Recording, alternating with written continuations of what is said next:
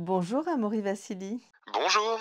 Merci d'accorder cette interview à Le Canet Web TV. Grande voix de la pop lyrique, vous serez le 2 novembre au Canet, salle de la Palestre, pour rendre hommage à Mike Brandt, 50 ans après sa disparition.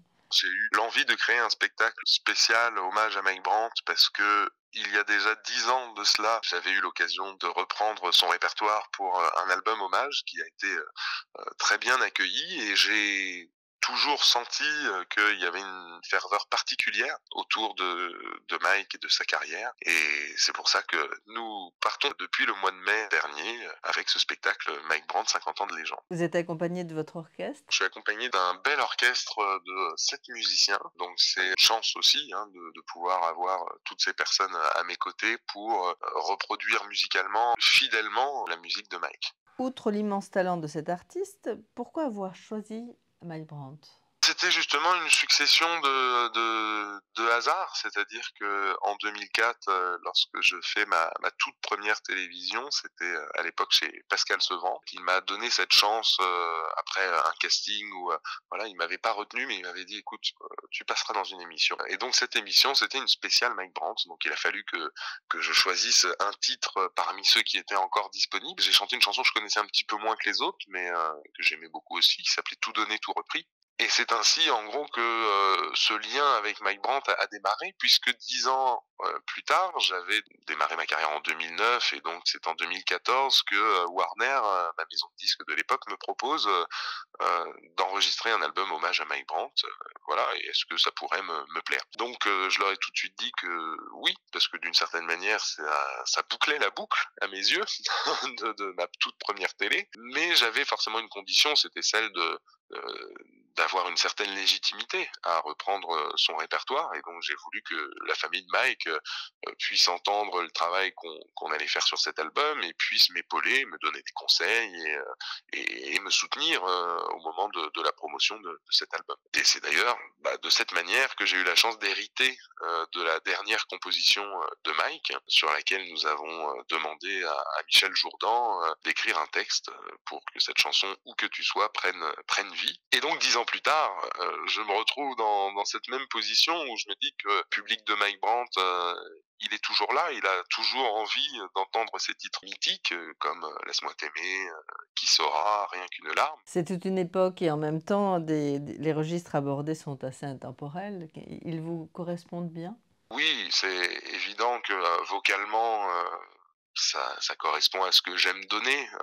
Il y a de quoi interpréter, mais il y a de quoi aussi pousser la voix. Et ça a été forcément un petit peu mon ADN de départ. Alors aujourd'hui, je m'amuse aussi justement avec les émotions qu'on transmet par la force des mots.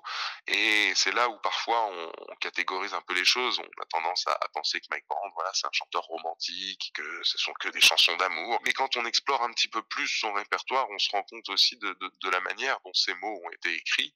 Et c'est ainsi que je veux faire un petit parallèle justement avec Michel Jourdan, qui est un parolier qui a travaillé avec les plus grands et donc très régulièrement avec Mike Brandt, qui nous a quittés le 29 septembre dernier, et qui était un monsieur que j'ai aussi eu l'occasion de rencontrer au moment de la création de cet album hommage, qui m'a donné de fantastiques conseils justement sur la manière dont Mike traitait les choses, comment il recevait les chansons, comment il les pensait et il les interprétait.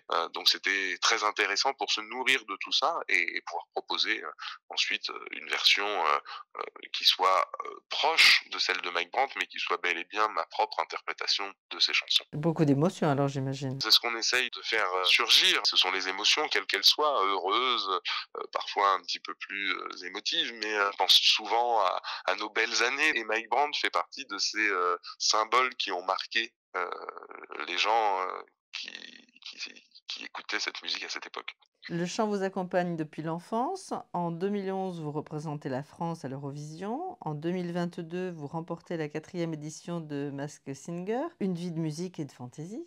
C'est le plaisir de se lancer parfois des nouveaux challenges, l'évolution aussi d'un jeune homme qui devient papa et qui aspire à parfois plus de simplicité dans l'approche des choses. Et c'est comme ça que je me suis retrouvé à faire Masked Singer. C'est que je le faisais pas vraiment pour moi, je le faisais pour les images que j'aurai à montrer à mon fils, voilà, quand il sera un petit peu plus vieux, là, il a 4 ans. Lui montrer un petit peu cette émission-là et c'est du fun, quoi, donc c'est aussi un autre aspect de mon métier et ça fait partie de ces challenges que parfois je suis prêt à relever parce que justement, il y a pas que, la droiture du lyrique et et tout ça qui compte. Il y a aussi le plaisir de partager et de vivre des moments uniques, des émotions, singulières. Que vous apporte la scène? Ah bah, la scène, c'est une émotion, très particulière. L'artiste que j'étais à mes débuts en 2009 n'a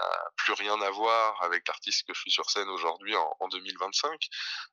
Ça dépend aussi grandement justement du répertoire qu'on défend et de l'image, qui va avec, ce répertoire. Vos projets? Vous avez déjà à votre actif plusieurs, albums. Je travaille sur mon prochain album qui sera un album d'inédits et là l'évolution que je vais proposer à mon public en quelque sorte, c'est, parce que je vais, écrire et composer l'intégralité de cet album.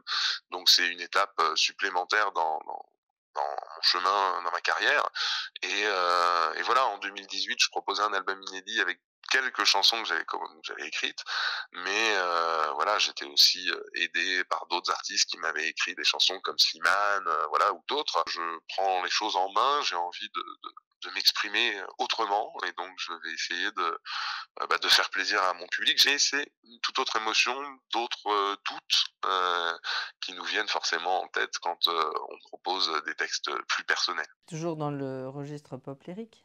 On sera plus dans de la grande variété française et dans de la pop, voilà, pop française un petit peu plus rythmée quand même, que ce que j'ai pu faire dans ce côté, lyrique, donc voilà, on amorce aussi une nouvelle phase, une nouvelle ère dans ma manière de concevoir, ma musique quoi, tout simplement.